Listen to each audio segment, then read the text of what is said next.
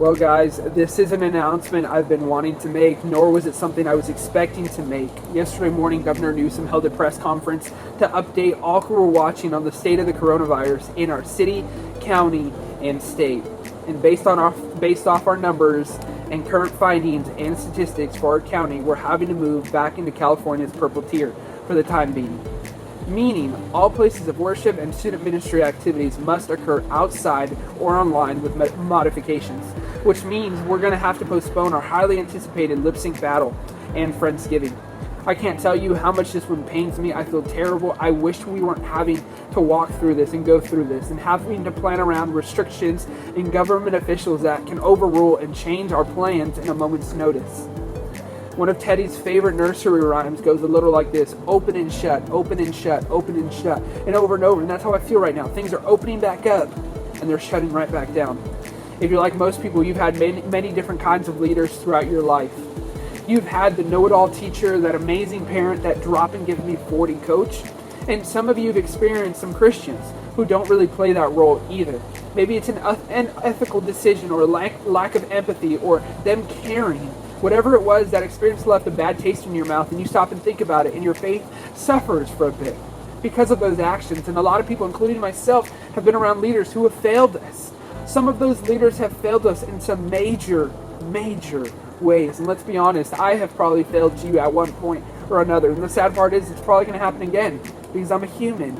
I will fail you. Today, if you can relate with anything I'm saying today, I want you to hear this. If there are people around you that don't meet your expectations, it's because they're human. Ask yourself. It's because they are not God. Most people in the Bible are very similar. Like Moses, he was a hero, right? But he didn't live up to God's expectations. For 40 years, he led the Israelites throughout the desert in the promised land. And when people started to complain of being thirsty, God told Moses to speak to a rock and watch it produce water. But the following instructions that Moses did not follow.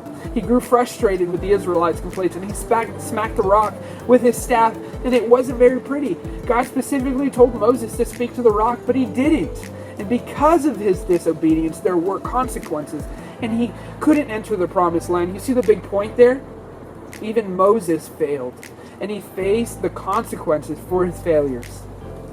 There will be people who do not live up to the standards and expectations that we set out for them. Even Moses, even me, even your parents, and even yourself. You see, when that happens, whether it's a parent, a teacher, a government official, or even a pastor, please just remember that these are people. They are not God. They are not God. God is elevated above any faulty version of an earth leader. Don't let a negative experience, or even in this case, a negative 2020 year, pull you away from God. Instead, lean further into Him, into His experience with His perfect and easy and peaceful leadership. Trusting God during this time, we'll be hosting an online live stream student ministry service for the time being. Find us on social media, search Southwind Students to stay up to date with our latest information with what we are doing during this time. You can text students to 33777 for the latest information, or you can text me personally, 702-494-9093.